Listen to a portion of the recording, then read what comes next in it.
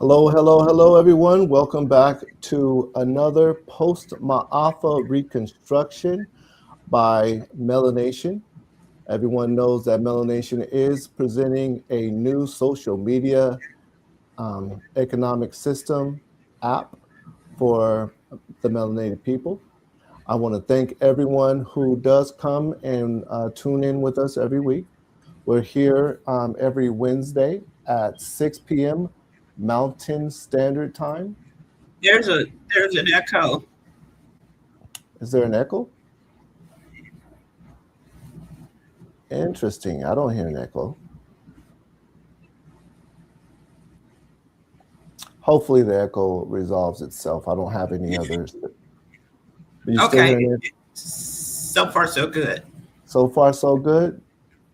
All right. Yeah, it's always those technical issues that we have to look out for. But yes, I just want to first off thank everyone Well, I'm hearing for myself.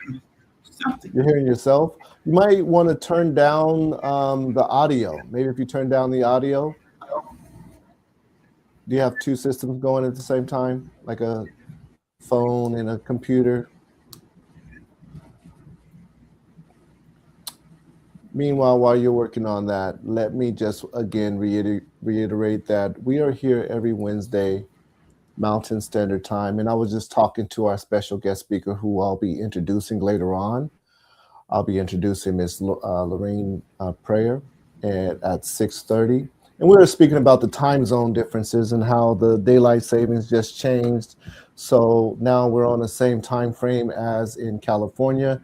Just keep in mind that Arizona time, we do not move. So if you're in another state, you're not in Arizona, when daylight savings time arrives and you switch an hour ahead or hour prior, that's going to move our air time around as well. So I am here with Miss Lizzie Woody, who is our PR manager. Miss Lizzie, would you like to introduce yourself? It's repeating what you're saying right now. Yeah, that may be something that's on your end. You may have an echo due to having a couple. Do you have a couple of things going at the same time? Do you have like a laptop and a cell phone?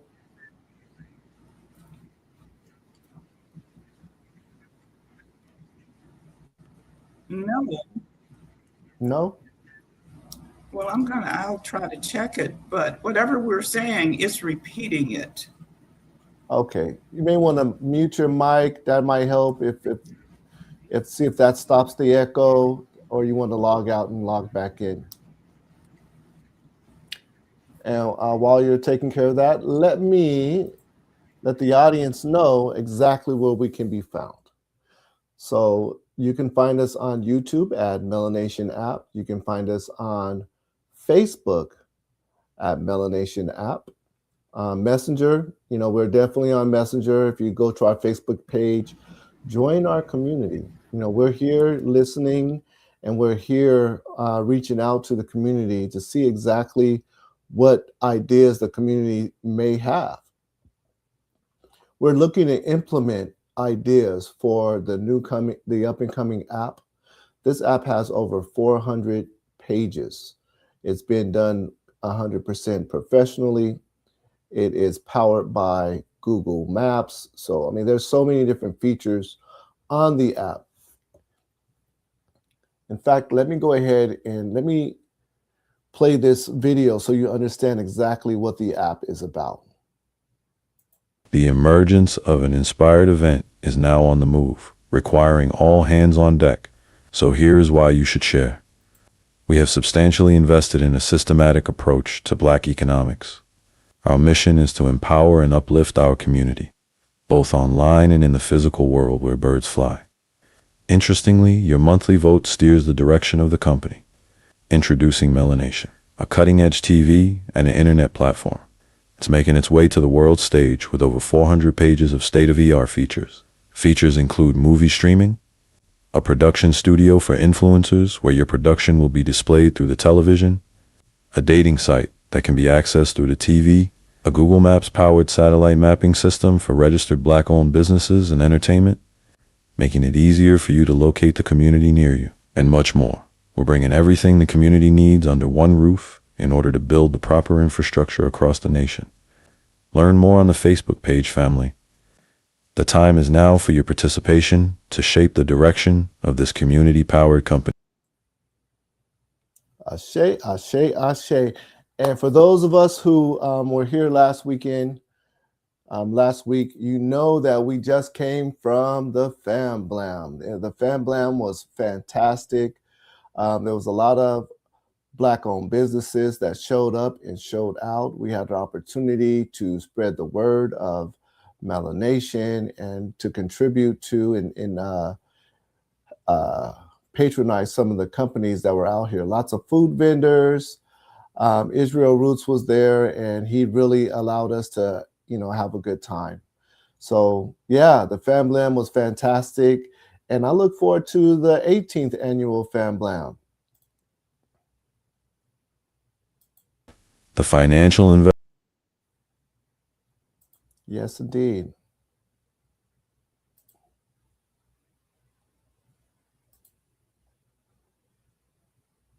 So what we'll do, Ms. Lizzie, how's your sound? How's your sound at this point? So what we'll do is we'll go over to the melanation.co webpage. So you can see that you can reach us on the webpage. It is melanation.co.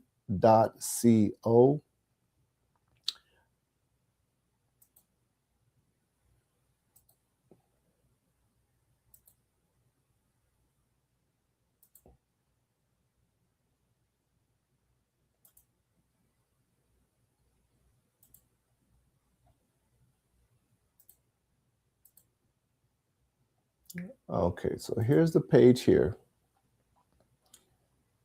Just so you understand a little bit more details about what we're doing, what our project is. Every MelaNation starts with you. Mela Community is a powerful all-in-one platform designed to connect, empower, and elevate the global melanated community. From networking to business growth to content events and opportunities, everything lives in one ecosystem. Mela Community is not just another social media app, it's a digital nation where culture, commerce, collaboration come together. Whether you're a creator, entrepreneur, professional, or community leader, this is your home. Mela News is one of the core features for the Post-Maafa Reconstruction. Without being able to have our own voice, our own narratives, we're not able to. So the Post-Maafa Reconstruction phase begins with narrative serenity. After cultural development, extraction, and distortion, our first responsibility to reclaim our power to define reality for ourselves. Reconstruction cannot occur while our story is being told by outsiders, filtered through hostile systems, or reduced to spectacle. People disconnect from their own narrative cannot coordinate their future. And that's what we're looking to do. We are looking to coordinate our future. So MelaNation have over 400 pages of state-of-the-art features, and movie streaming is one of the features that we utilize as a strategy gateway to reach our community at large.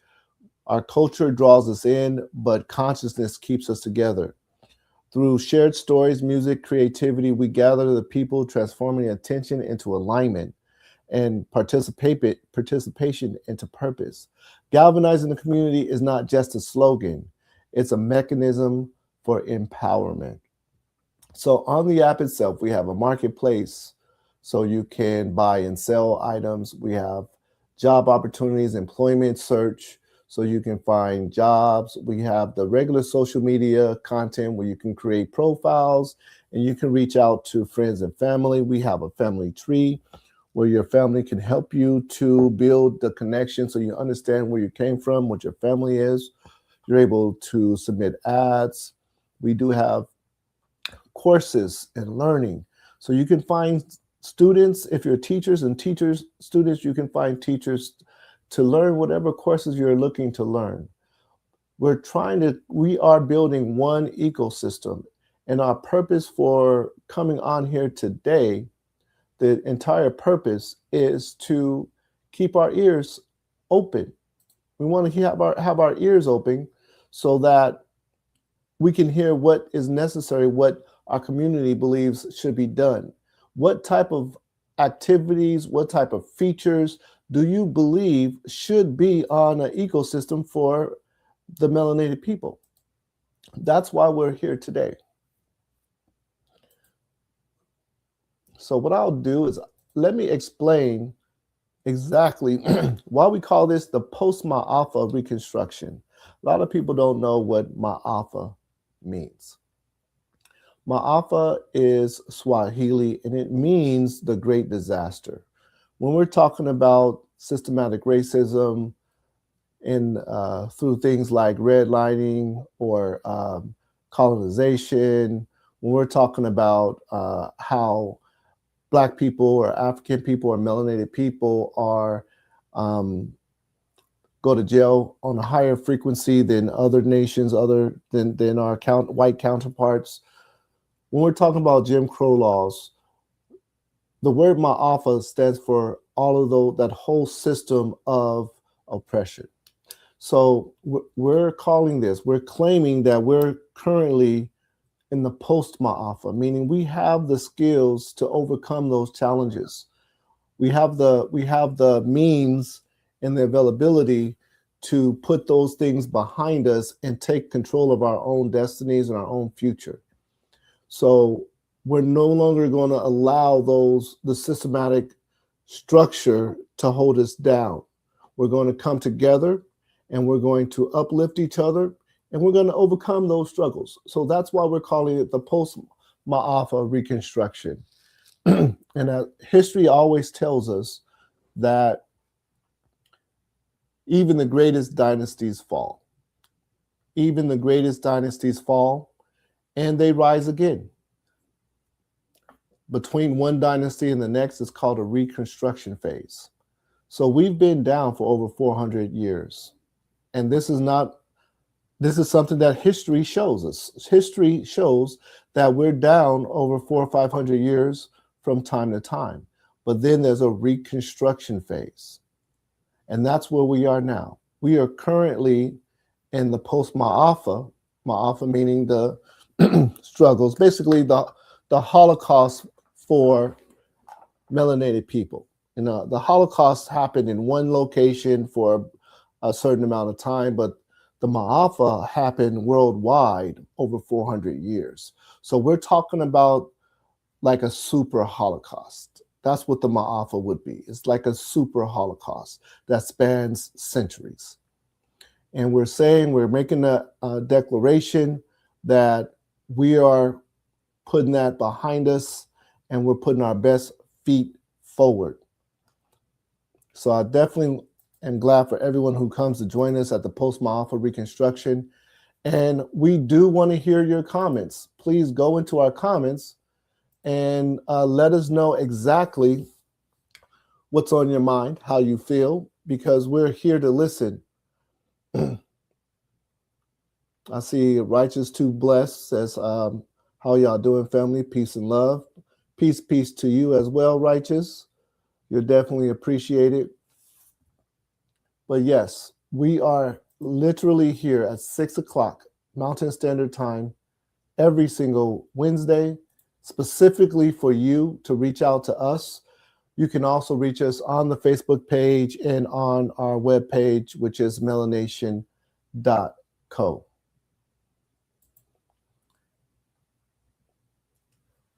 So another important word that's really, really important to us is Sankofa.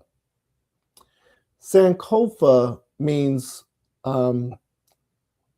it translates to go back and fetch it. That's what Sankofa translates to.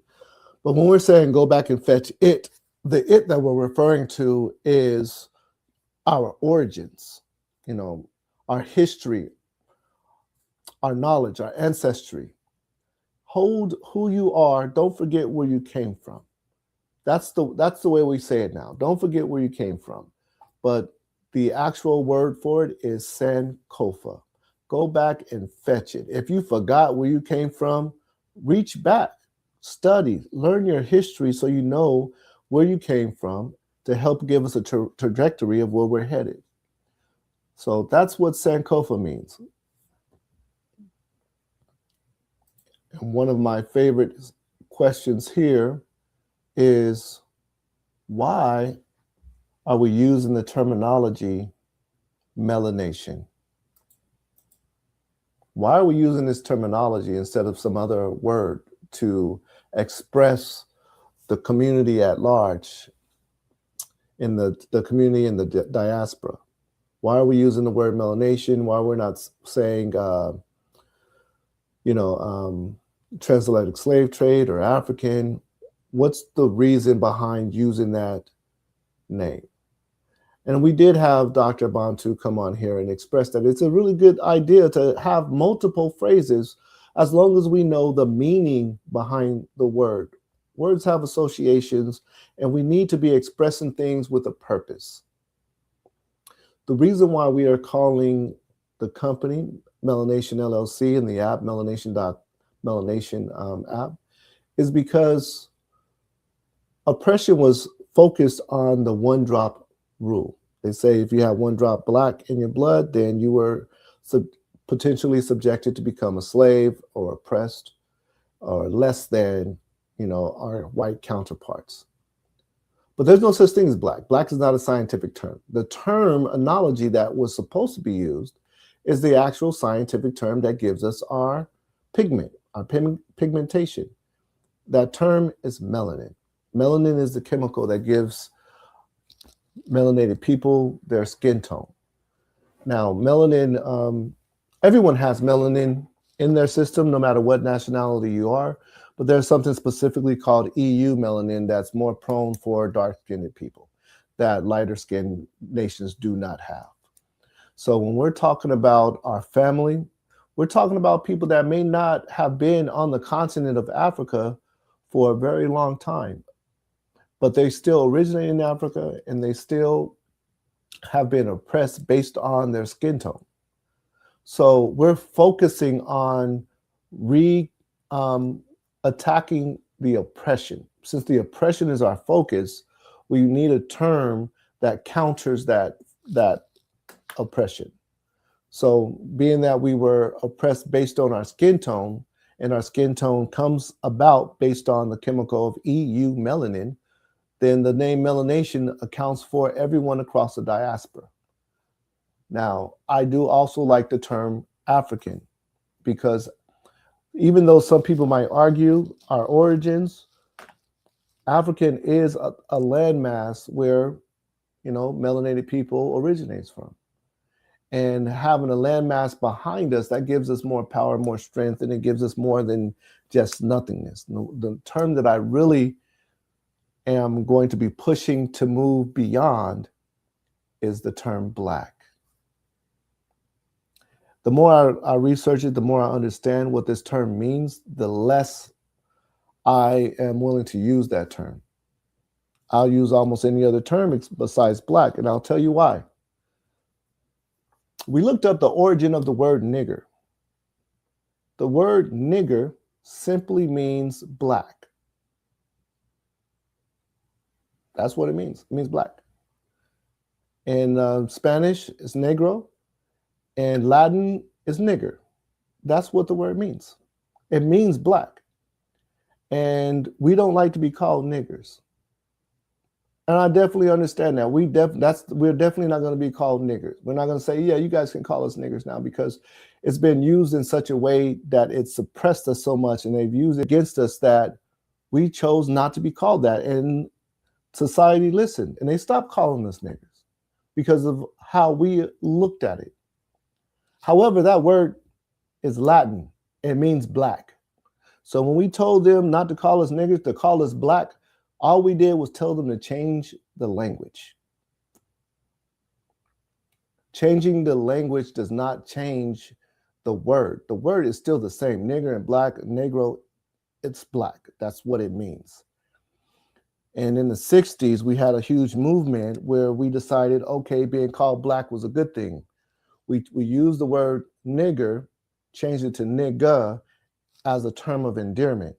And we did the exact same thing for the word black.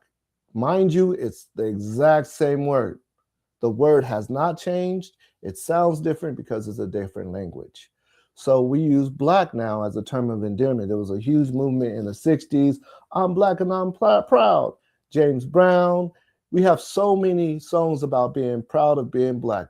We're literally just saying we're being proud of being niggers. It's exactly the same word. There is no power behind the word black. It doesn't give us any advantage. In fact, does anyone know how the term black came about? There's no such thing as black people. There's no such thing as white people. This was a creation. This is a social construct. That's what the word black people and white people is. There's no black people in nature. There's no white people in nature. This was a social construct. Does anyone know why this social construct was created? The reason why this social construct was created was due to the slave trade, specifically for the slave trade. There was no such thing as a black person or a white. We were called by our nationality. We were called Moors. We were called Ethiopians. We were called all different kinds of things. But when the transatlantic slave trade got here, they needed a way to separate the potentially slaves and the potential slave masters. So what they started to do is they started to separate us based on a category that they made up called white people. White. White gives the oppressor an advantage over black people. That is why we were started to be called black. That's why the concept of black came into being. So when we're using that terminology, not only does it disenfranchise us, it also plays into the systematic racism that's always been going. So that's one of the things that I really want to stress, and why we're calling our system not Blackonomics or Powernomics. We're calling it MelaNomics. MelaNomics. And we really need to address the terminology because we've never been able to give ourselves a name. These names came from our oppressors. They call us the minority. They want to remind us that we're less than them. So they call us minority. That's what they call us. They call us black, what gives us no advantage whatsoever. And they call us minorities. And we've never had the ability to name ourselves.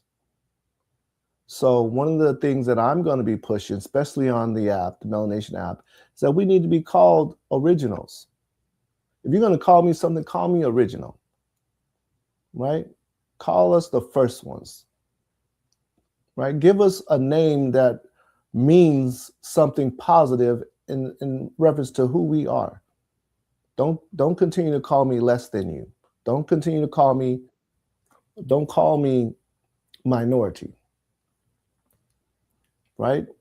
And that's what MelaNation gives us. If we unify under one program, what happens is we're then able to do things like name ourselves. We have a voice at that point, and we don't have to rely on the systematic approach that has been oppressing us over the last 500 years. So that's why we're here, right? Am I right, Miss Lizzie? I'm back. Yes, let me just say, I had the YouTube channel on, so that was more than likely the background because it was showing the YouTube channel. Right. So I turned it off, so everything is better now. That anyway, hello world, this is Lizzie Woody back. Yes, indeed. Lizzie, did you ever get a chance to introduce yourself? No, I did not. Let's do our introduction before we bring on our guest speaker. Okay, hello out there. This is Lizzie Woody, longtime resident here in Arizona, about 40 years. And most of my time here, I've been sharing information to the Black community, trying to make sure that we get the things that we need. We hear about the things that can help us better our lives, all of that and more. So, and MelaNation came around, and it actually was um, actually what my vision was. So I immediately said, I want to go to that place, and so that's where I am now. And hopefully, this is enough for you to say the same thing. So, thank Ashe, you. Ashe, Ashe. So, I know the answer to this question, Miss Lindsay, but the mission that your life mission, can you tell us about your life mission? Okay, I'm turning you up. Well, I I was in the Navy. I retired from the Navy with 20 years in 1987, and that kind of started my entrepreneurial ventures. Wanted to do things for myself the way I saw them, and I just started going out into the community, trying to figure out what's going on, what can I do to satisfy some of the things that I felt could be done better. This is kind of um, awkward, but but yeah, my journey started many years ago, realizing that a lot of us are not hearing what is going on in the community, so therefore we can't support it. And I tried different things. I did a newsletter that I had for a few years, just sharing information to people, and that was hard. That was hard work. And so now I'm in a position to where I know I'm reaching people, and I expect people to start listening to figure out how we can work cohesively together to make the changes that we need to make within our society. And MelaNation, happened to be the place that actually I heard what they were doing, and that gave me the opportunity to say, okay, I want to be there. I want to do that. So that's Ashe. it in a short nutshell. Yes, indeed, and I agree. So it's interesting how we find our niche areas in life, things that we're called for. And when I speak to you in reference to your mission, as far as getting people aware that there's a lot of information that's just not being saturated, it was not going through our community. There's a lot of events that are happening. There's a lot of people that are Oh, yeah. doing their part on an individual basis. And because we're not getting the word out to the masses, their businesses are not getting the proper amount of support. And we know that if more people knew that those businesses were available, Hmm. that would uplift the community at large. So it's not that we have a lack in leadership, we don't have a lack in Black-owned businesses. It's not a lack in those areas. The Right. lack is specifically that the word is not spreading. Absolutely. Absolutely. I totally agree. And that seems to be a hard realization for people to actually envision, what you're saying, because they're going to say, I put it here, I put it there, and they just don't support, which is totally, I feel, totally not true, because I don't feel that people um, want to say, well, I didn't know about it. It's because they didn't know about it because they didn't get it. So those lines of communicating and making sure that your information is getting out there, those are some of the missing things that I feel that we do not realize is happening. But we're getting better. We're definitely getting better. This is true. And that's one of the reasons why we have MelaNation coming. MelaNation is going to be that ecosystem where people can get that information and we can reach more people and the people can understand the different. So we have business registrations on the app and we have it on the timeline, we have it on the calendar. So people will be able to see what's going on in their individual, immediate, local community and in the communities across the nation. So that's another unique skill that MelaNation is going to be addressing.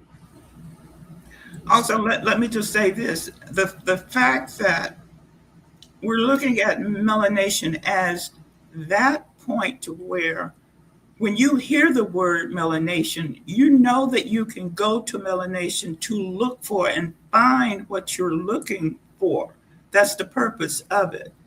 So if people know that I can go to this one place, that I can get the majority of the things that I need or the questions answered, you know, that is what they're going to do. And this is taking nothing away from what's happening out there or what you're trying to do. You get your info. This has nothing to do with taking that away, because you are welcome to become a part of melanation yourself, because it's going to help you and it's going to help the community as well, if that makes sense. Ashe, Ashe, and Ashe. So we have reached the time for the Melanomics segment, so we can go ahead and bring on our special guest speaker. Before I do that, let me read Hassan 24's message here. Hassan says, "Hey fam, this isn't just a video, it's a reminder of who we are.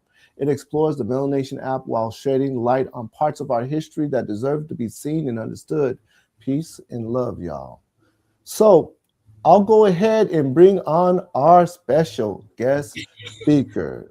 So Lauren R. Pryor, Miss Pryor, Pryor, Lorreen Miss Pryor. Miss Pryor Mm-hmm. is a fearless advocate, strategist, and movement builder dedicated to transforming outcomes for the Black youth across California. As president and CEO of Black Youth Leadership Project, which is BYLP, she leads with purpose, champion quality, amplifying unity voice, and disrupting systems that fail to serve. A California State University Sacramento alumni with a background in media communication, Lauren spent 16 years legislative staff in the California State Assembly, where she develops a deep understanding of policy power and importance of advocacy.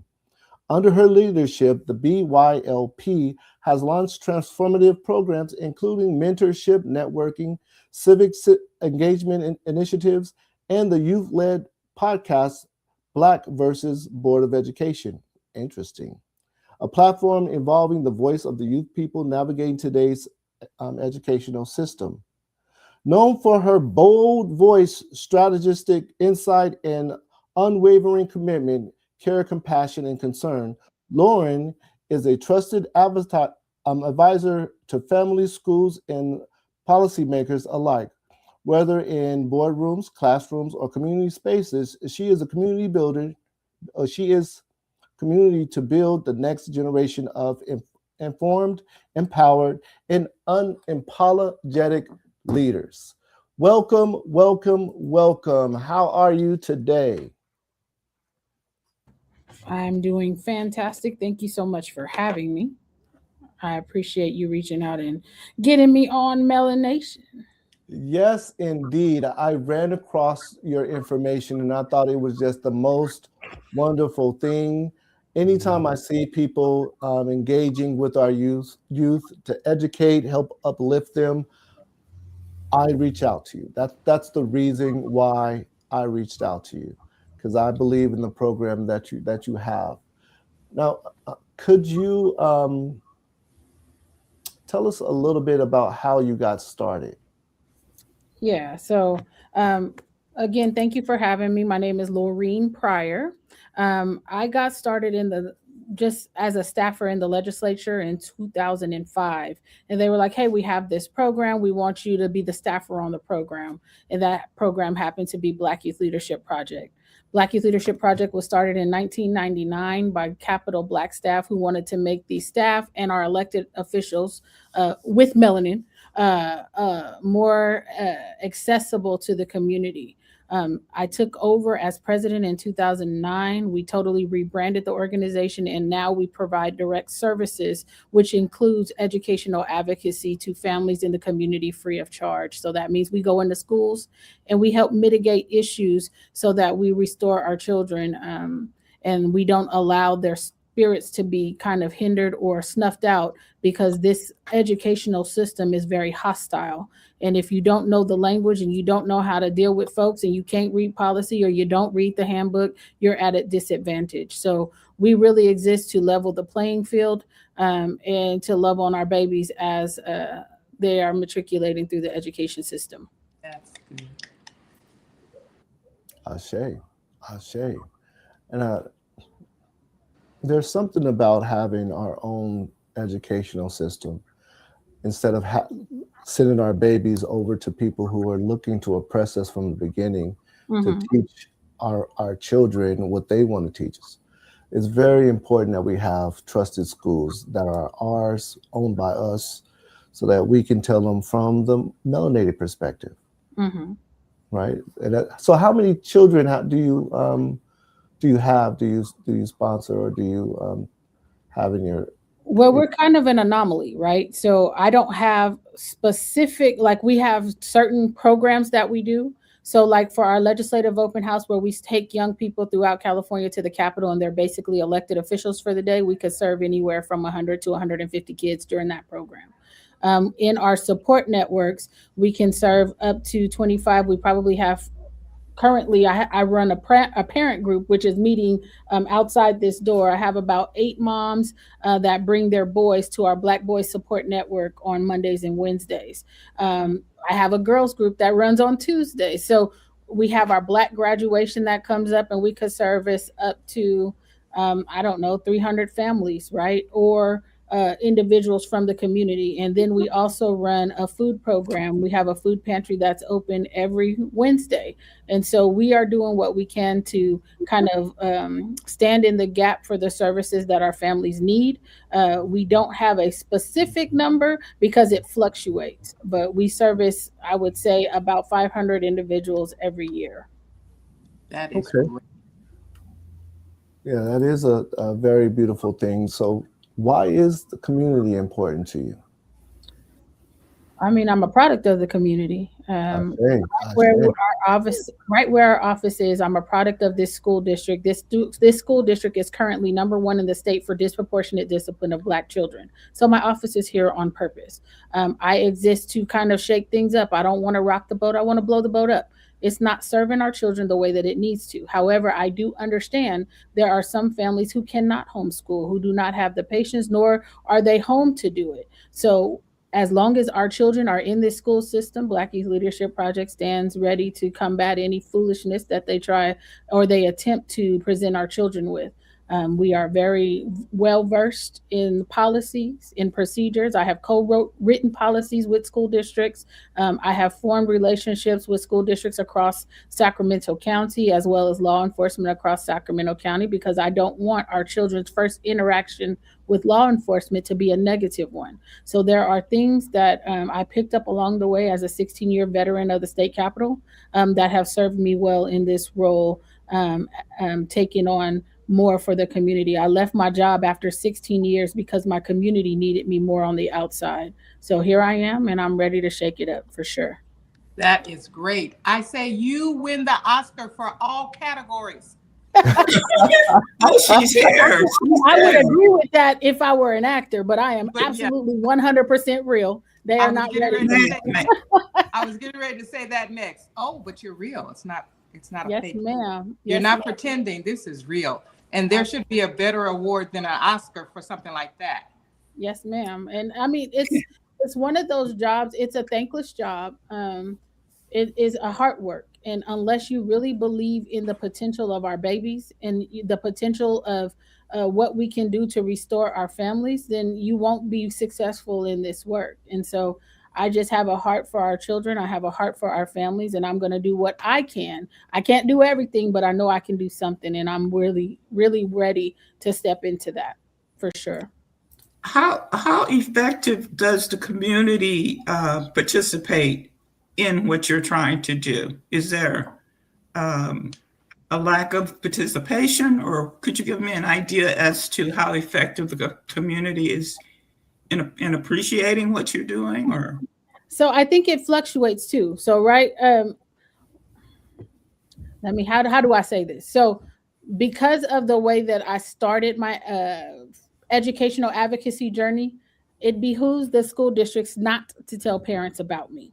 So the Wow. way that families find me is that they're in crisis and they're on Google and they're looking for somebody to come in and to help them with a specific issue, whether that has to do with individual education plans, IEPs, or 504s, whether it has to do with my kid is up for expulsion, my kid has a manifestation determination meeting.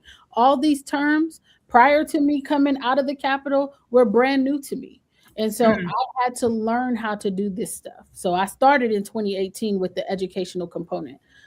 Our families, when they're in crisis, we see them. After the crisis is mitigated, we don't see them too much. When it comes to the programs at the state capitol, we have a lot of registrations for that. Now, if you're talking about who shows up, sometimes that fluctuates. If you're talking about our celebration weekend, we have a really great turnout for celebration weekend. We do 3 days of events back to back to back to service our families. It's 100% free. Everything that we do is free because we understand that sometimes our families just don't have it. But Absolutely. at the same time, we do understand that it's not a sprint, it's a marathon. And so as long as we stay consistent and we stay ready to serve, we'll be successful for sure. What about, let me just ask you, what about organizations? Do you have any specific organizations that actually support what you're trying to do? Are you talking in terms of financial support or just any support overall? Any type support as far as because there's a certain amount of community service or whatever that organizations are kind of supposed to be helping through your communities. Yeah. Outreach to help you in what you're trying to do. Well, I can say that we are proud grantees of the NBA Foundation. We're grantees of Stop the Hate California, Elevate Youth California, SOR4 through the Department of Health and Consumer Services or Health Services. We're proud grantees of the McClatchy Foundation, for instance. So we do have some support out there. What I would like to see, honestly, is families more engaged in what is going on with their children educationally. Stop just dropping them off and letting them fend for themselves. They are walking into hostile territory, and parents need to be aware of that because we have to match that energy. Our kids will never be successful fighting adults. The adults have to assume the position. If we're going to leave our children in the systems, we have to be ready to assume the position to protect them. Oh, there's Thank my you. baby. Hey. Tell us about this picture. What are we looking at here? This is a picture on the west steps of the state capitol from our legislative open house 2026, where we took the young people to the capitol and they were elected officials for the day. We taught them how bills become laws and how to enact that, not just in their neighborhoods, but in their communities and overall what that looks like in the state. Beautiful. Beautiful. This is a gorgeous photo, and you can see that they are becoming more and more adult and educated in the right way. Oh, yeah, we put them on the spot. I don't believe in sugarcoating it. This is the issue. What do you think? And it's not for adults to tell them how to think. It's for them to use their critical thinking skills, them to do their own research on the issue. For instance, I believe we were, one of the bills had to do with, they wanted to put fentanyl education into the K through 12 system. In Sacramento County, fentanyl overdoses have risen 400% ages 13 to 25 for Black students. And so we are taking it on ourselves to be part of chipping away at that statistic by informing our kids, not necessarily telling them don't do drugs through our mindfulness-based substance abuse treatment program, but we're trying to get to the root of why they feel they have to self-medicate in the first place. whether it's the familial structure, whether it's different stressors, dealing with their peers. We're trying to get to the root of the issue so that they are not self-medicating and that we are giving them tools to kind of figure out how to cope without using illicit substances.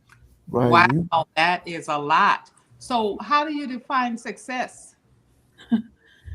You know what? I think again that fluctuates. If I can keep one kid in school and not get them expelled, I feel like I'm successful in that endeavor.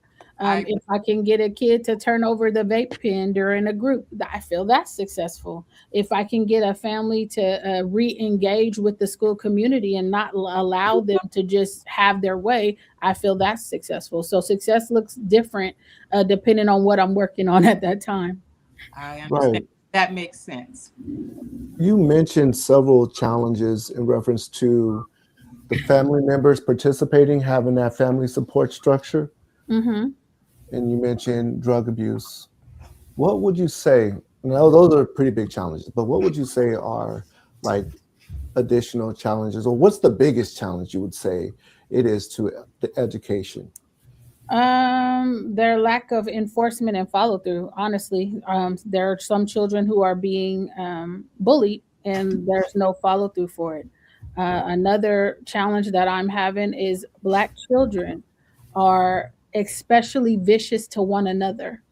I've sat in on different, what do you call it, where I was the mediator between Black girls, and I'm trying to get to the root of why do they hate each other so much. And I think that that is a challenge for me because I didn't grow up hating other Black girls. You know what I mean? Like we had more of a sense of community instead of this vitriol that I'm seeing on our campuses. And it, of course, it was exacerbated by the COVID pandemic. Our kids missed out on fundamental and crucial communication skills and learning how to get along with one another. They just sat behind computers, and then we opened up the schools and we said, okay, nothing to see here. Y'all go back to business as usual. The problem is what was happening before was not conducive to a learning environment, and absolutely what's happening now is not conducive. Right. We just had across town, we just had a shooting on a school campus where all Black children are involved, Black boys, and someone was shot in the face twice and died. And we cannot have that type of carrying on. If we're really going to move forward as a people and come together as a people, we got to get a handle on what these young people are doing and how they're communicating with one another. Thought about, or are you working on taking your program to schools, different schools, maybe like a after school thing or something like that? Well, we're on one campus right now. The challenge for us, to be perfectly honest with you, is I hire formerly incarcerated individuals. And if they have felonies, they are not allowed on school campuses. But because of lived experience, they are in the best position to be able to navigate through some of these challenges we're seeing our young people in. That's so true. It's a double-edged sword. So we have to do a lot of our programming from our offices because the approach that we take can sometimes seem controversial if you're dealing with people who think that they're perfect and they've never made a mistake. But when you have folks who work for you that were locked up as teenagers, 14 years old, and they just got out in their 40s, and you're telling them because of something you did at 14 you're not allowed to be around children, I just think that defeats the purpose of really trying to get to the nexus of what the issue really is and how to really mitigate it. It does defeat the purpose. So let me ask, because you're talking about something really deep, really fundamental to any ecosystem, any community. You're talking about the children and the environment that the children are in. Yes. So let me ask you, what do you think is driving this? What's the underlying cause? I'm sure there's multiple causes. I'm sure there are multiple causes, but from your experience, like you were saying, you were growing up and the environment was different. You have love in the community, but that shifted. Mm-hmm. So what do you think causes? What are some of the underlying issues? I fundamentally think that we've gotten away from valuing life, seeing others as important as ourselves. I think that our children are being thrust into an educational system that doesn't highlight their brilliance. It tries to snuff it out. Yeah. I see that we've left our children unprotected because a lot of mamas are working 2 and 3 jobs. They did a thing to our community when they removed fathers out of the homes. They told us that if you wanted help, you had to get the man out of the house.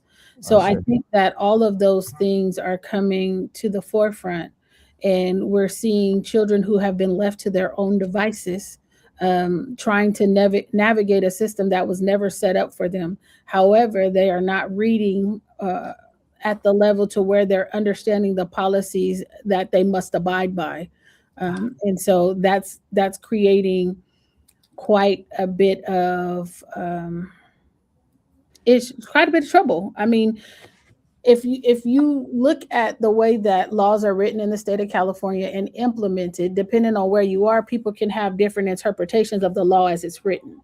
And that's kind of where I come from my advocacy. I'm gonna have my own interpretation too, and the best argument is going to win. So it's just learning how to navigate a system that wasn't set up for you, but still learning the rules enough to exploit it, if that makes sense. I hope I'm answering your question because Yeah, you did. You definitely answered it. fine. But it sounds like you're saying that our children are born into a system where the odds are stacked against them. Oh yeah. And they've been treated in such a way that told them that their lives are meaningless. And I think that some of them are starting to believe that because they behave as such. Right. If that makes sense. That's it. And everything you said is exactly what's happening. Here in Phoenix, Arizona, there is a store downtown. There are no employees in there. You go into the store, you pick up what you want, and you just walk out with it. Is that an Amazon store? Yes, it is. Yes. We had one closed over here in Elk Grove. Oh, wow. I was like, what? Yeah. They're getting rid of people. You're not going to have contact. You're not going to be able to do eye contact, to read a person as they're speaking to you, to have respect for that person because maybe they're older or for whatever reason. You're going to lose human touch, conversation. And that's what they're trying to do. Right. Society. We've gotten away from the basics. You know what I mean? We've definitely gotten away from the basics, the basic respect for your elders, authority.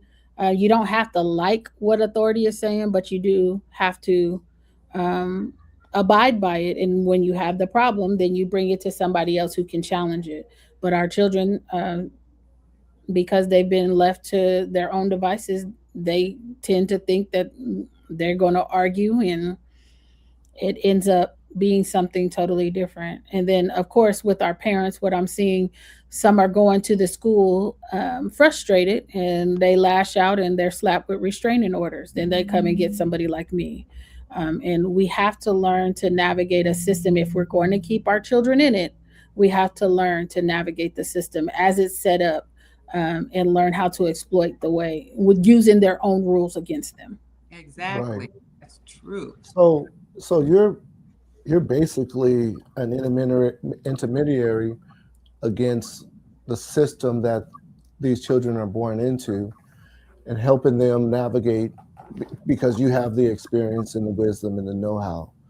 So that's challenging on your behalf as well, right? That has to be somewhat challenging. I know you're equipped and you've studied, and I'm sure that you have the resolve, but what is it that keeps you going through all of this adversity? I think the best way to answer that is I don't even remember what year it was now, but not too long ago, it might be 10 or so years ago, CPS came into my home based on an allegation from a school. They did not ask me about it. They came in and they removed my stepdaughter. They put me on something called the the CACI list, the California Central Index for Child Abuse Central Index. And at that moment, I realized that they could affect my life moving forward if I didn't figure out what the heck they were talking about, how this system was supposed to run. where the gaps laid in, because when mandated reporters report something, there doesn't have to be any factual evidence to it. They can report whatever they want to. Right. And the issue for me was that it was another Black person who did it. And instead of asking me about certain things, they embarked on a course of abuse. In my opinion, they embarked on a course of abuse that could have ended with me not being able to be in the position that I'm in today. And while they took my child, my stepdaughter away, she was sexually assaulted in foster care. And that added another level. And it's like, no matter what happens moving forward, I am never going to allow this to happen to another child. All And right. so that has been my resolve. That's what I continue to remember happening to me. And there are kids who need to be removed. This child did not need to be removed, did not need to be put in a detrimental situation, but they chose to do so anyway. So I make it my business to fight systems. That's all. Good. Great. Hats off to you. That's powerful. That's powerful. I I'm like sorry to your hear that about your daughter. That's a rough situation for anyone to go through, and it's a traumatizing thing. Absolutely. And the thing is with trauma is not something that you experience just during that event. It lingers. Absolutely. And without the skill sets and the time to heal from our original traumas, then it's very difficult to have a happy, successful life. It's very difficult to move forward if someone out of the blue that doesn't have to have evidence. You said they don't even have to have evidence. They just have to make a claim Right. out the blue and just come into your house. Where's the safety? Where's safety in that? Well, it's very reminiscent of what they used to do to separate families back in the slavery days, right? You just get a whim and you just come in and do what you want because there's this paternalistic system where they know better than Black parents what's best for their own children, right? And it created quite a defiance in me. And I just want to shout out one of my besties, Dr. Charity Chandler Cole, who did her dissertation on From Mandated Reporter to Community Supporter, talking about the dangers of how the mandated reporting system is used detrimentally against Black families and how it causes more harm than good. And so I just want to shout her out because that just further bolsters the work that I do in finding credible evidence to back up my claims about what I'm saying is hostile in the education system. Okay, shout her out again. What's her name again? Her name is Dr. Charity Chandler Cole. She's the author of Stranger Danger. My sis is powerful in her own right, but I got to sit in on her dissertation defense, and so I am able to use that information to further bolster my claims of what is happening to our children in the education system. All right. Okay, Charity, keep on doing what you're doing. We appreciate you. I have a question. As far as us as Black folks coming together to form organizations, national organizations that address people as yourself that's trying to help our youth, to be one of their main focuses, to have enough people so that our communities can actually have a resource that will help, because a lot of it, the parents, they can only do what they are trained to do. Facts. So do you understand what I'm saying? You saying the question? Organization that's what they do. They go around and they check on the community, on the organizations as yourself and others, to make sure that we are affecting our community, affecting our youth. Well, I think that we have to be careful because everybody Black don't have the same desires for our children, right? All skin folk ain't kinfolk. And so we have to be very, very careful of who we're going to anoint or appoint to do that type of work, There are some folks in the business for money, and there are some folks who are in the business for the right reasons. Totally agree. And Totally agree. we can't hook our star to everybody, because I like to say I don't like to work with folks who poking holes in my boat while I'm trying to row. And so Right. we just have to be Right. very careful with who we link with, make sure their hearts are in the right place. But I'm all for us figuring out a way to link arms in protection of our children. I think that that's very, very important. But how we do it and with whom we do it is going to be the determining factor of what's going to be successful or not. So how do we get Absolutely. you to come to Arizona with that program? How do we implement that here? Oh, you can invite me. I'll come sit with y'all. Okay. Invite We me. got Invite me. We could have a whole She's conversation about on it. MelaNation Apps. We can do almost anything. True. yeah, we need to do that at the schools here. That's what I meant. Yeah. That's And fine. here. Yeah. It needs to be everywhere, but you got to start one place at a time. So Yeah, and I mean, they keep trying to drag me to Southern California. So I have a few families that I'm working with in Southern California until we're able to really build that out. I'm just showing up and figuring out how to best support our babies. So, um, yeah, again, I'm very selective in who I link with. I can't turn this vision over to everybody because I don't want it to stall. right. I believe our children need champions who are going to be consistent, who are going to be in it for the right reasons. And so Absolutely. uh, I definitely, if we're talking about being a gatekeeper of sorts, I'm definitely a gatekeeper of what's going on in this particular program because we have a lot riding on it.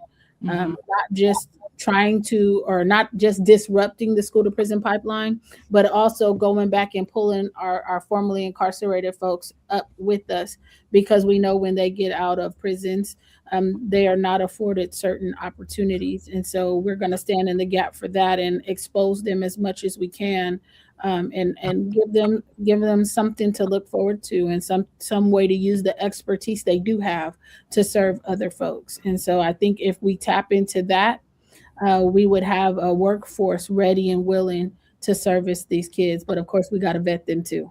That is great. I'm so glad you came up with it and you're sticking to it. Oh yeah, for So sure. you told us a story that was really impactful in reference to how you got involved and where your determination comes from. Yes. Now, being that you're determined and you've overcome so many challenges, let us know about some of the accomplishments. What are the accomplishments that you're most proud of? See, and that's a really sticky situation for me because I don't tout my accomplishments. I just do the work. But I would say to date, we've probably had 2,500 kids come through the legislative open house program. I've had several kids. For instance, the former mayor of Stockton, Michael Tubbs, who's currently running for lieutenant governor of California, he came through my program. Wow. Council member Devin Murphy down in Pinole in California, he came through my program. I have several kids, like I have two kids at Cal Berkeley, one graduating this year, another one that's in her sophomore year. She helped me found the podcast that we run through our nonprofit. So I think that, of course, there are individual successes. I've had kids graduate from Spelman, from Morehouse, from Howard, or Cornell. Those are impactful. But I think the fact that this is a Black-run nonprofit, and it's still functioning. It's not a micro business, which is one or two employees. I used to have a staff of 15, but we had to dwindle it down because their hearts were not in the right place, and we couldn't serve effectively with that amount. So I have about 7 folks now, and we're still functioning at a high level. I took this nonprofit over. It was making about 15 grand a year. I took it to $1 million valuation. So when we're talking about the work, when God puts something in you and it is part of who you are, it is going to be successful if you continue to work at it. And so I think those are the things that I'm most proud of. The other thing, as a personal note, I get to employ my mother. I get to employ my aunt. I get to employ people from the community, my formerly incarcerated brothers and sisters. I get to create opportunities. To me, that is successful. That is That, success for me. that is successful. And what you said about God put you in a place wherever God guides, He provides. So that's Absolutely. And I'll just say this. Like I told you, I started with BYLP in 2005. I took over in 2009. I got my first paycheck in 2021. So this was something that I was doing for free. I do not apologize now for making the money that I do now. Mhm. However, I have never been guided or led by money. I've been led by what God has put in me and my desire to see our community whole and healthy. And we believe in leading from the cornerstone of care, compassion, and concern. So, yeah, that's it. That's it. I hope you continued success. I call that success. Yeah, that is an extreme amount. That's a lot. And I know you said you don't count it, but yeah, I believe in giving people their flowers while they're here, right? you. Progress is a process, and it sounds like you've had a lot of challenges and you've overcome a lot of challenges. And in the interim, you've helped a lot of people become more successful. So you deserve your flowers, I definitely, appreciate that. right? And people sometimes feel uncomfortable. As our community, we sometimes feel a little uncomfortable receiving the accolades and rewards that we deserve. And I'm here to tell you now, you deserve them. You definitely deserve those accolades and those flowers, girl. I Stop agree the game. 100%. This is beautiful.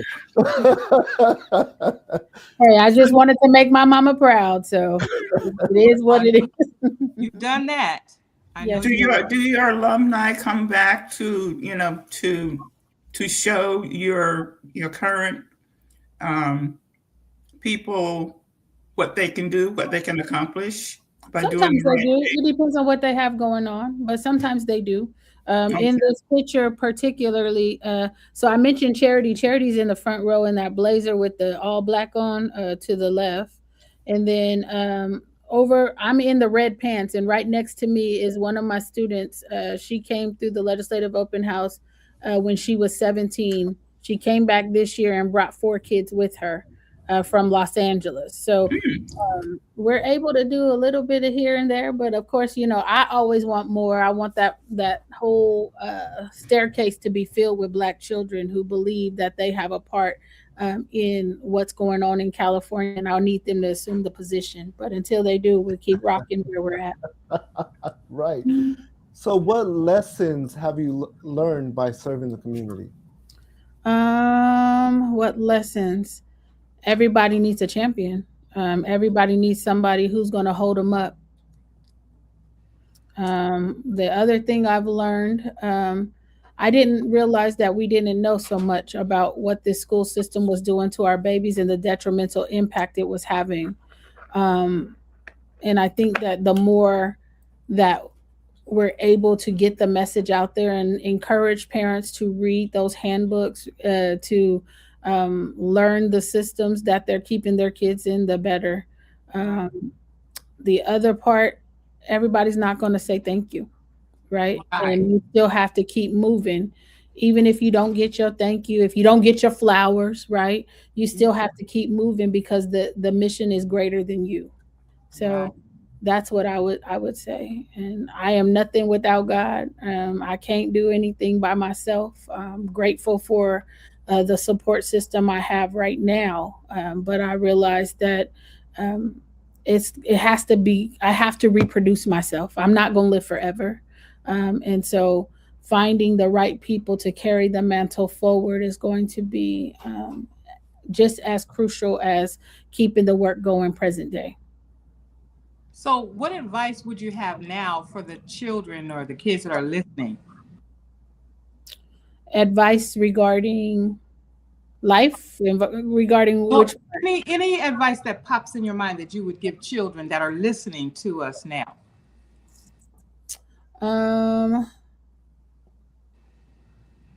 What advice would I give children? your voice is powerful. We have to invest in their voice. They have to find activities that would help them develop their voice, whether that is serving in student government, whether that's, taking the opportunities like the legislative open house to cultivate what it is that they stand for. I would tell them to not to um, get involved with risky behaviors. Why? Because those have a detrimental impact on your mental health, Yeah. not Talk just to your them body. right now. Just talk to them. Talk to them right now. The choices that you make now in your teens are going to follow you to your 20s and 30s. So we have to encourage better decision making. Everything that looks good is not good for you. All the people that say that they love you, some of them could care less about you. So just learning how to develop those really authentic relationships. And, sometimes our parents don't get it right all the time. However, listen to your parents. They've been through some stuff. I can remember I was running a camp. I had brought 160 kids to camp, and I went into the bathroom and I did a workshop for the kids, and I went into the bathroom and the girls were talking about me, talking about, oh, well, she don't know me. She don't know everything I've been through, blah, blah, blah. She needs to shut up, blah, blah, blah. So I came out the stall. I said, I heard you had something you wanted to say to me. And they ran out of the bathroom. And this is the thing. A lot of times our kids don't know what they don't know. And because they think they know everything, they put themselves into really harmful situations. And sometimes they what they say, they write checks their behinds can't cash. Right. And I believe in being a realist with children. I didn't have it all together either. I didn't know everything, and I thought I did, and I ended up making some bad decisions. So learn from it so you don't have to experience it yourself. I'll say that. Now, looking back at your life, what Yes, would you do anything differently? of course. Of course. I probably I would have learned to say no before now. I think being a people pleaser has been more detrimental to me than not. I think that I always wanted people to feel like they mattered, even if it meant sacrificing myself. Right. And so I would change that. I would say no quicker and faster. I would stop staying in situations that didn't serve me. I would leave jobs quicker that were killing my self-esteem, I think, and talking down to me as a person. Yeah. Yeah, there's a lot I would redo. So been there, done that. I understand. And I remember looking at the Oprah Winfrey show way back then when she was on the air. And she said that her relatives and friends would call her and ask her for money because they knew she had it. And so for sure. That's me. No. she said she would always give it to them because she said, well, shoot, they know I have it. So she them. But as she got older and she learned how to, deal with her money more, whenever people would call her, she was happy to say no. She learned to say no. Yeah. So I wish I wouldn't have learned it now. I wish I would have learned it back then because I think I could have saved myself some heartache. But yeah, for sure, I would have said no before now. Yeah. And then another one thing, when I have a thought to check on somebody, or I won't put it off. I wish that I would act on it right then. I recently lost somebody extremely close to me who was like a father figure. The last time he sent me a text, he wanted me to come to a game that he was coaching. I showed up at the game, but I didn't stay to talk. And I wish I would have stayed and talked. And I wish that I would have expressed in person what I ended up expressing through text message before he passed. And so just take those opportunities as they present themselves, not wait till tomorrow is what I would say. I think everything happens for a reason. You got the text and you went, but you didn't fulfill everything that was in your heart to do. I was so tired that day. I had come from a couple of schools and I just like, okay, well, at least I'll show up. And then I took a picture of him from where I was sitting, like, see, I showed up. But I wish I would have stayed behind the talk because he was very, very important to me. So that's understandable. Wow. Right. So yeah, it sounds like you've had a lot of experience and Too you've much. impacted Hmm. a lot of people in the community.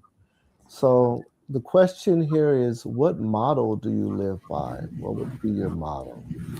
I have a couple, but one that came to mind first: a child who is not embraced by the village will burn it down to feel its warmth. Say, Um, a child who is not embraced by the village will burn it down to feel its Hmm. warmth. oh, Yep, wow. to feel its warmth. Ah, Yeah. And so I don't ever want to be part of that village that they feel they have to burn down to get my attention. They have my attention immediately, and my job is to put my body in between them and the adults or the system trying to harm them. that is good. So, Okay. do you by any chance know your mission statement? Could we hear that? Oh Lord, I'm sure I could pull it up. Hold on, real quick. Okay. I should know. I should know it, but I can tell you from my brain, but I don't want to get it wrong. I Um, agree. I like that. so let We me want to hear see. exactly how it goes. Thank you. While you're looking that up, you said you had another model. What was your secondary model? Well, the one on my Facebook is the question is not who's going to let me, is who's going to stop me. All right. Okay. That. we are at a point where we need to stop asking for permission. You Oh know, yeah, how do we they go said to if the they don't people? give you a seat at the table, bring a folding chair. I got my chair in my car. I carry it all the time, All because right. I'm not asking for permission. I'm not here to ask your permission to be heard. I'm going to speak, and then you're going to do what you can do about it. Yeah. How All about right. Okay. Everybody, I like her. I really like her. Oh, thank you.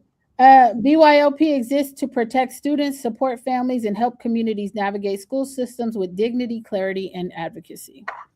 Right now, that's it. Thank you. Yes, Yes, indeed. we can definitely see all the efforts that you've put in. So we're creating a social media app. Uh-huh. We have invested specifically for our community. Mm-hmm. What type of features could or ideas could we put into this app that would support what you're doing? Um, well, if I'm looking on our little page, I would say request advocacy support. Like if they're going through an issue within a school system and they need help navigating it, we have a request advocacy support tab on our website. What is your website? I want to go there. It is bylp.org, Black Youth Leadership Project. So bylp.org. You can find us on LinkedIn, Facebook, Instagram, TikTok. Um, and we have our own podcast called Black versus the Board of Education. We go live every Monday at 4:30 PST on Facebook and YouTube. So we out here doing a little bit, and we like to talk. We like to challenge systems, and we like to interview folks about what they have going on, whether they're elected officials or candidates for elected office, or they're authors of books. A big shout out to Dr. Charles Bell, who came by and told us about his new book called No Restraint, looking at the legalized restraining and seclusion of our children on school campuses. So big shout out to Dr. Charles Bell. All right. Have you received any feedback from, since you have those social medias and everything?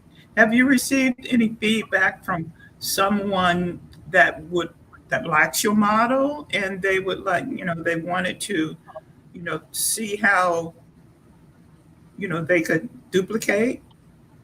Yeah, we've gotten a lot of questions about that.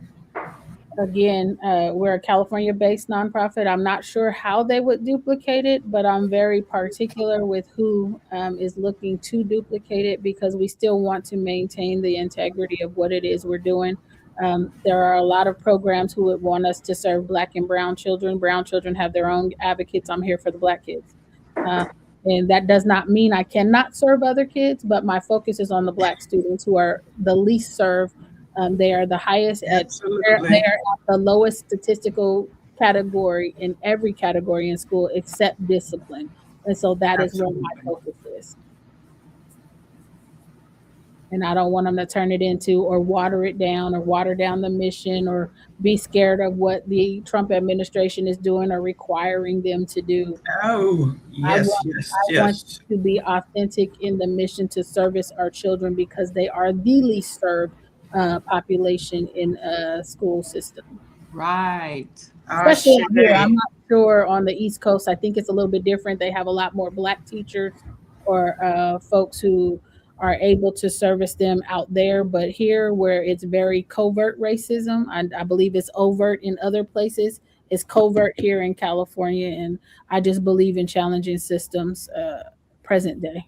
And I don't want to water me down to suit your comfortability. I don't want to have to tone police myself to make you feel comfortable.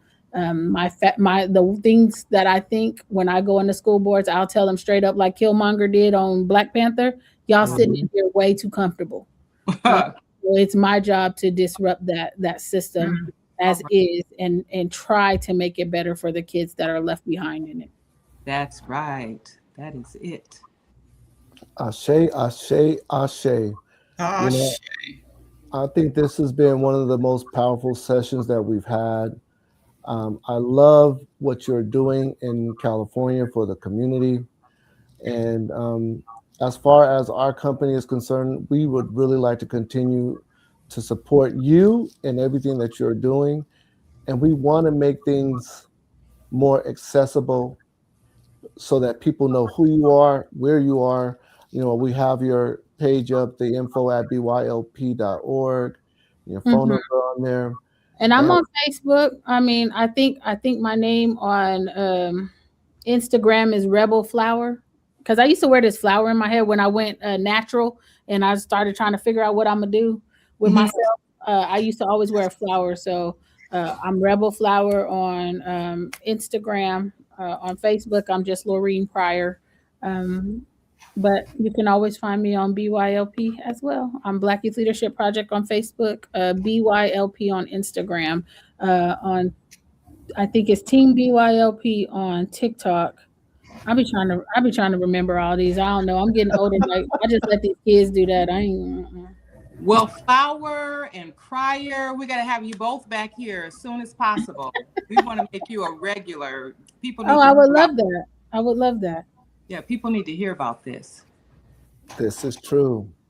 So yeah, we'll definitely invite you back on in the future. We definitely want to see the progress and the different things that you have going, any new projects that you're working on. But yes, you are the greatest, and I just want to continue to thank you. Yes, ma'am. So Thank much. you so much. Maybe when you come back, you can bring some of the students that have the service with you. Oh, I could have pulled some in here while they were here, but they just left. Our group ended at 7. So Well, we'll stand for them on the next time you come. Oh yeah. I mean, I think one of our mentors are still here if you want to meet him. I think he's still in this office if you want me to bring him over. Can you send them the link? I don't know how much time we have left. Oh, he's just in the next room. I'll just bring him in real quick. Hold on. Oh, okay, great.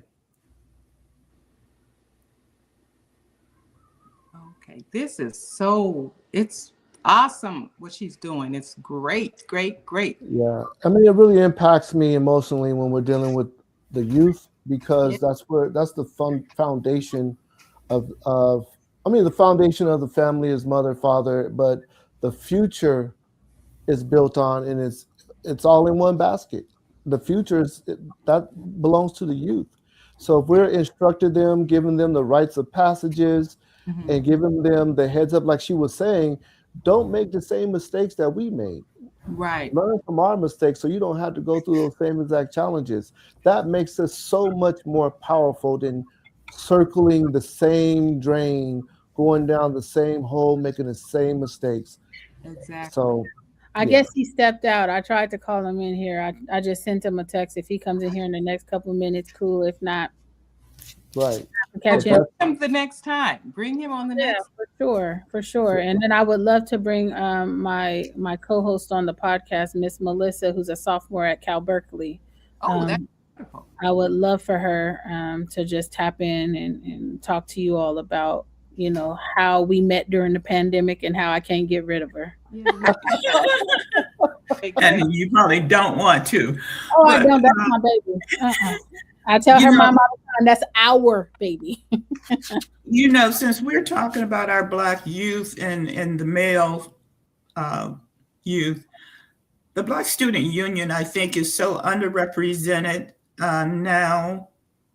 Since I've been in Arizona, I know that we have one, but you don't really hear too much about them.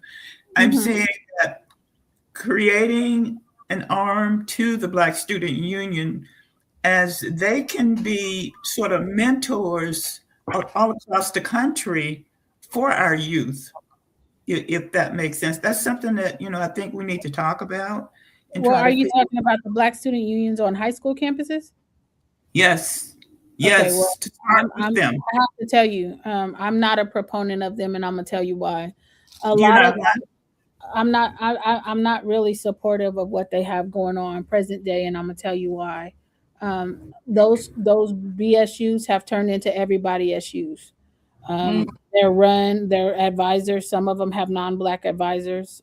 Some of them have they're not safe spaces for Black students to actually express themselves. It has become kind of like the Rainbow Coalition in a sense, where we're not talking about Black history. We're not talking about what it's like to be Black students and navigate this system. What it is just a social club. It has turned into. It is nothing like when I was in high school where we had Black students in Black student union. It's just different now. And they say that it would be discriminatory to just have a Black student union for Black students. So I Yeah, just I get what you're saying, Yeah, but that tells me that there's an issue there. Oh, So for those sure. issues will be resolved, because that's we're talking about our youth. Right. And And no so, matter how many times you bring it up, where is the safe place for Black students, the kids that you guys are not servicing on the same level of everybody else? And it's Yeah. just like, oh, well, we can't do that because that would be discriminatory. And I just think it's a bunch of crap. It's a crock of crap. And I just think that our kids need spaces for themselves. They need spaces where they could be held accountable, loved, held accountable, and serviced in a way that would help change the trajectory of their experience on that particular campus. Ashe, I feel like we do. I don't want to bring it up, and I don't want it to be on this channel, but I do understand that a lot of our organizations don't stick to the program. I've noticed that throughout That's my weird. life, and that's unfortunate. So, and that's another reason why I'm so happy for you doing what you're doing. Me too. Right. Because we have so many foundational organizations, and I couldn't name them, which I'm not going to do. Don't do it. Because I probably got a problem with all of them. Back in the 70s, we had the Black Panthers who came and showed us how to deal with police and everything. And they were helping the neighborhoods. They were not like gangbangers. But then after that, they went to jail. So many went to prison. Then these younger kids. They allowed their mission to be co-opted because they let everybody in. Yeah. And so these younger kids came in and they became gangbangers, killing each other, not protecting the neighborhood like the Black Panthers did from the beginning. So but then again, you have to look at that because that was done on purpose, right? Them coming in and killing each other. They didn't have the guns in the community. Somebody brought those to them. Then they had the war on drugs, right? And then there was mass incarceration, and our babies are still feeling the effects of that. But they can't focus on our children, because if they start to focus on our children, especially here in California, they'll slap you with complaints of Proposition 209, you're being discriminatory. But the problem is specific. The solution must be specific. And so there's been a play on words, a play on policies. Everybody gets service, everybody gets resources except for Black folks. And we have to call that out and have to not be afraid to call that out. I will disrupt the whole meeting in a specific person, in a specific place to talk about what I'm talking about. Hey, can I just call you MelaNation? I'm sorry? Can I just call you MelaNation because you're speaking? Yes, ma'am. Yes, ma'am, you can. Yes, Because I don't believe in all this, who shot John, whatever. Let's look at the policy. Let's try to figure out why you are okay with resourcing this particular community, but over here we're just experiencing benign neglect, right? The Yeah. whole time. And so I'm not willing to sit in a conversation about discrimination, hate speech, hate incidents, hate whatever, if we're not going to center Black folks, because the report says, because I read Right. it, the report still indicates here in California, Black Americans are the most targeted group for hate crimes. So Yeah. unless we're talking about that, I don't want to hear about nobody else. I'm talking about Black people. That's what I'm talking about. Okay. Every Well, I time. don't want to cut off anybody, but I don't know how we're doing on time. I'm not really overly concerned about time, but I am really excited and thankful for you coming on. And like I said, we'll definitely have you back on. So let's go ahead and let's schedule another session. Let's do that. Whenever you're ready, just let All me know. right. I got some traveling to do, and I got to go see Right. about some babies. All right. Does anyone have any last words? Got to get back. See, he calling me on my cell phone. Hold on, real quick. There's a song, Call Me on My Cell Phone. Miss Lizzie, do you have any last words before we end the live? No, this was very eye-opening, and look forward to you coming back to share more information. Definitely. Miss John Vieira, do you have any last words before we end the live here? I don't, but it's just that Flower Pryor has so much good information, and she's the best resource for things like that we need to have going on here. I can't get enough. I could talk to her all day. I mean, all and then y'all about to get off of here, and he done walked in here. Come here real quick. But we won't get off because he's coming on. We won't get off yet. How we doing? This is Mr. Fox. Oh, How we doing, see, Queens? Okay, how you let doing, me brother? I see a brother on there. I see a Black Queen on there. I see another elder on there. How you doing? Let me start off with our elder. How you doing, Queen? My name is Mr. Fox. I don't know why I've been called in here, but I must send my respect before I say anything. My brother, how you doing over there? My name is Mr. Fox. Beautiful Queen. I left you last for a reason. I don't want to say you're the most beautiful person on the phone call, but I do want to say something positive to you. We all beautiful. That's why if I say you're the beautiful, the other sister up there in the corner gonna say, "Oh, what you trying to say about me?" I don't want them problems. So what I'm saying is, we all beautiful. He's a hoot. I say we've been listening to Miss Pryor here, about the system that you guys have doing with the children, people coming out of prison, and that flows so well together. And this is such a wonderful thing. I don't want to stop talking about it. I could listen all day. I was just telling her that I could listen all day. I can listen all day. It's funny. I actually do it all day.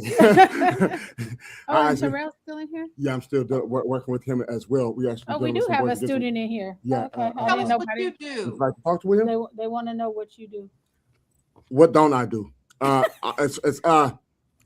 gonna say it this way. This is the best way I know how to say it, and I'm gonna say it this way only because of time purposes and being respectful of people's time. I make amends. That's what I do. I spend my time remembering that I was a little boy growing up who did some shit that I shouldn't have done, and I also remember the fact that I also done some stuff that I was taught, and I also remember people giving me a second chance, a third chance. I remember people talking to me that knew I had no change in me right now, but they knew to plant a seed still. They said, "Let me still plant this brother a seed that somebody else can water." Right. And as I move forward with those type of humble understandings in life, as I began to correct myself, I'm just making amends out here. That's what I do. I tell little boys stuff that a lot of us don't really look at. I tell little boys, do you know that you're supposed to pull the skin back on your uncircumcised penis and wash it? Do you know what it feels like to ask for help? Do you know why not to call females B words? Do you know why I'm asking you to participate? Do you know your moral place in society versus your moral place inside of your home? I know it hurts not to have a father. I'm not going to ask you, do it hurt? I know it does. And if you don't feel like it hurts right now, let me tell you it does. And let me tell you something about what I need you to do when you start feeling it. I'm going to need you to acknowledge it. I'm going to need you to know, little boy, that I'm not right. Now, if you don't here, here's the information to go find it where you have it. Each situation is an individual situation on its own. So I'm just doing what the system ain't. I'm just loving us individually, same way I do when we got on the phone. There's a sister over there. That wasn't one black person on the phone. You're an individual. You're an individual. You're an individual. As three individuals, you like to eat at a certain time. You like to eat at a certain time, and you like to eat at a certain time. Yeah. I just don't understand what's wrong with acknowledging such a thing, or why it's wrong for you to eat at 3 different times. Right. You know, I listen to them, and sometimes they just want to be heard. Sometimes they just want to scream a bunch of lies at you. I hate you. I don't like you. And I don't know nothing. I don't know myself. And I don't and blah blah blah. And they just want to say that and let them get it out just for it to correct them. So, now, brother, you're speaking the truth. All right. That's what I don't know no other way to say it. I can say it more professionally, but y'all caught me on a whim. I'm good. On a whim. We're happy. Thank you. Yes, ma'am. But he is the outreach coordinator for BYLP, as well as the coordinator for Time Done. Here we have a chapter of Time Done here at BYLP. Mentor, coordinator, advocate, lead mentor for our Black Boys Support Network. All right. And yo brother. And your brother. I'm nobody's sister, though. I'm nobody's sister, but I'm down with the sisters. Okay. He's done. Well, it seems like he has a message. He has a message to the youth. Yeah, and I can tell they connect with him too. Oh, for sure, they do. He's very effective. I was telling you about those school campuses and the type of men that I hire. Mm-hmm. He is one of the best, and the kids love him, but because of his past, he's not able to service them in the school setting, and I think it's such a travesty. It is, because that brother is real, and that's what kids like to hear. They want their leg or whatever you say, pulling. And that's what we need. We need that representation. Absolutely, it's real. And it's my job to encourage them and to promote what it is that they need and to kick open the door so they can follow behind me in some instances. So just getting him out there and making sure he has the resources to do so and the support to do so. Absolutely. That's what I'm doing for that particular population here at Black Youth Leadership Project. Yeah, I can see that's great. And see, I can see where this can grow into something. That's what I'm always about. Yes, you know, if we see it, we can be it. That's right. That's what you're about. Exactly. All right. Ashe. Thank you for bringing your partner on. That was a very beautiful experience. But let's go ahead and speak to our audience. Thank you for watching, everyone. We're here every Wednesday at 6 p.m. But in between time, in the meantime, reach us on Facebook at MelaNation App. Ms. Pryor, join us on the app. Join us on Messenger. And we're going to continue to bring more people on. And we're going to learn exactly what's needed in our community and what we can do to assist. That's what we're here for. Okay. Also go to our YouTube channel. You know, that's where the videos, the videos are seen on our YouTube channel, which is MelaNation App as well.